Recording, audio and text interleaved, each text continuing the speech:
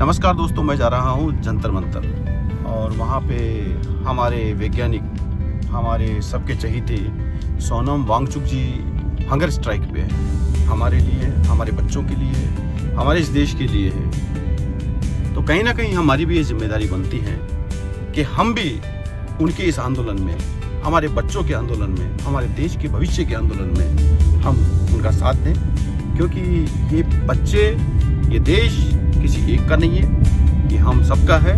हम सबकी नैतिक जिम्मेदारी बनती है। अगर कोई शख्स एक सही काम के लिए लड़ रहा है तो हमें भी उनका साथ देना चाहिए। तो आइए मिलते हैं जंतर मंतर पे।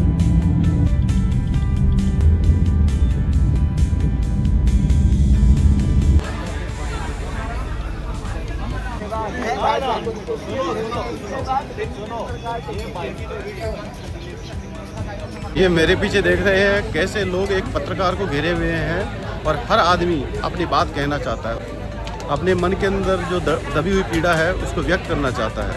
हर आदमी परेशान है, लेकिन सरकार की कानों पे जूं तक नहीं रेंग रही है। मेरे साथ मध्य प्रदेश से आए हुए एक शख्सियत है जो अपना छोटा सा एक बिजनेस करते हैं और ये यहाँ पे जंतर मंतर पे इस लड़ाई में शामिल होने के लिए आए हैं। तो आज इनसे बात करते हैं कि ये क्या सोचते हैं यहाँ पे और यहाँ किस लिए आए हैं और क्या इनकी उम्मीदें हैं। हाँ सर, आपका नाम क्या है? सर, मेरा नाम क्रांति स्वामी है। मैं बालाघाट मध्य प्रदेश का रहने वाला हूँ। और आप यहाँ पे जंतर मंतर पे आए हैं, तो क्या उम्मीदें हैं आपको यहाँ? सर, मध्य प्रदेश की जो शिक्षा व्यवस्था है वह पूरी तरह से वेंटिलेटर पर है और इस व्यवस्था में जो युवा को परिवर्तन लाना चाहिए, उस परिवर्तन के लिए मध्य प्रदेश के युवाओं को जगाने के लिए मैं आया हूँ। ना डराने से डर जाएंगे, अब के सारी हदों से गुजर जाएंगे। मत समझना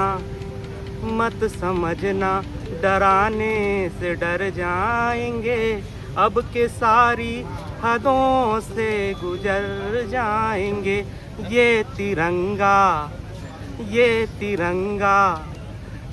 तिरंगा बदन पे लपेटे हुए एक दिन इस जमीन में उतर जाएंगे। मत समझना डराने से डर जाएंगे, अब के सारी हदों से गुजर जाएंगे। यहाँ पे एक शख्स है जो उनकी सोनम वांगचुक जी का बहुत अच्छा पोर्ट्रेट बना के लेके आए हैं। क्या नाम है सर आपका? राधेश्याम सोनी। हाँ? राधेश्याम सोनी जी। अच्छा, कितना प्यार करते हो सोनम वांगचुक जी से? सोनम वांगचुक जी के बारे में इस आंदोलन से पहले भी जो सर ये लेह लद्दाख में एजुकेशन पे, पर्यावरण पे और जो सब जो वर्गों के लिए काम कर रहे थे ना, तभी से इनके बारे में जानते हैं। पर अब जब ये स्टूडेंट्स के लिए पेपर लीक के विरुद्ध जो आमरण अनशन कर रहे हैं, तो इनके साथ पहले से ही जुड़े हुए हैं। Thank you. अपोज हुआ था इनका और इनका विरोध हुआ था, राइट?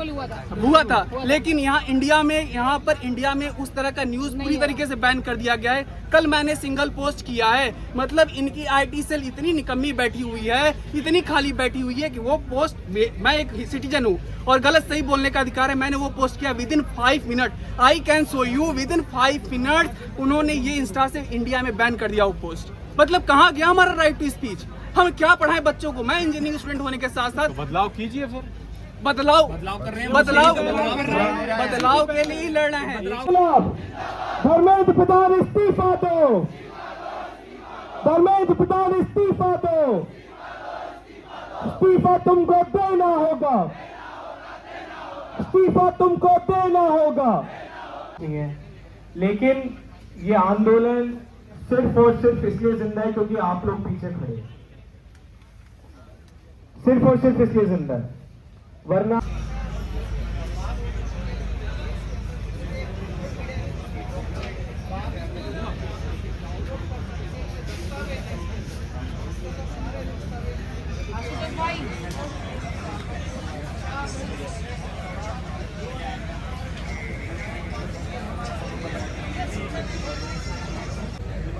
इन हुक्मरानों पे, इन सरकारों पे जिस तरह का दबाव हमको चाहे सोशल मीडिया से बनाना पड़े या व्यक्तिगत रूप से बनाना पड़े, बनाइए।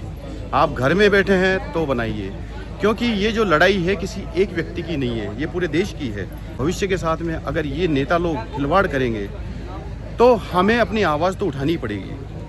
क्यों? क्योंकि क्या है कि आने वाले समय में इस देश को अगर आगे लेके जाना है तो हमें इनकी रक्षा करनी पड़ेगी। यहाँ पे जितने भी लोग बैठे हुए हैं, चाहे ये पुलिस वाले हैं, चाहे ये आर्मी वाले हैं, चाहे ये डॉक्टर है, चाहे आने वाली जनरेशन है, क्योंकि क्या है कि इन सब के बच्चे भी उन्हीं स्कूल्स में, उन्हीं कॉलेजेस में पढ़ रहे हैं और उस एग्जामिनेशन को दे के ये भी डॉक्टर बनना चाहेंगे, इंजीनियर बनना चाहेंगे।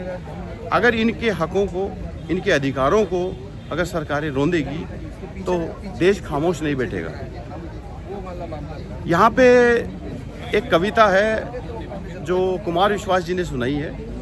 हालांकि वो आजकल बोलते नहीं है सरकार के खिलाफ, लेकिन उनकी यही कविता इन्हीं सरकार के खिलाफ ये है कि जब राजा अंधा हो जाए, सेवा धंधा हो जाए, सच दिखलाने वाला खंबा छवि प्रबंधा हो जाए। युग कवि मत समझो तुम खुद को निर्बल या कमजोर, युग कवि मत समझो तुम खुद को निर्बल या कमजोर। अरे वाणी में भरकर जनता की संकल्पों का जोर, अरे चौराहों पे अभय पुकारो चोर चोर चोर, अरे चौराहों पे अभय पुकारो चोर चोर चोर। अरे वे क्या बोलेंगे जिन पर है पट्टा इन सरकारों का, अरे वे क्या बोलेंगे जिन पर है कर्जा इन दरबारों का, अरे वे क्या बोलेंगे जिन पर है हिस्सा इन बटमारों का। तुम ही कहो अब विदुर अकेले, तुम ही कहो अब विदुर अकेले इंद्रप्रस्थ में, क्योंकि अब धृतराष्ट्रों की आंखों पर है चश्मा साहूकारों का। गूंजे कवि की ललकारों से, गूंजे कवि की ललकारों से हर छोर छोर छोर। अरे चौराहों पे अभय पुकारो चोर चोर चोर, अरे चौराहों पे अभय पुकारो चोर चोर चोर। जय हिंद, जय भारत, जय संविधान।